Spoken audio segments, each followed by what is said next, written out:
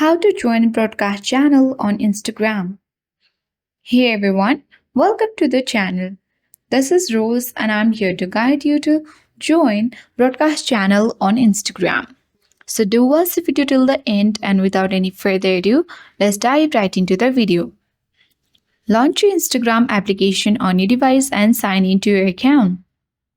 Now, first of all, you need to know that you will easily get notified if some of the creator or the influencer created any kind of broadcast channel on Instagram. And they will invite everyone to join broadcast channel by popping up the notifications on their followers on the Instagram. So you need to tap on the heart like icon at the top right corner and then locate that broadcast channel notifications.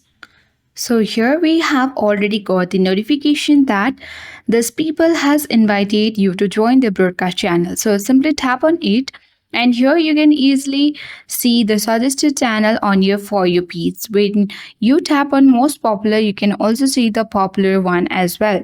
For now, let's open any one of our choice.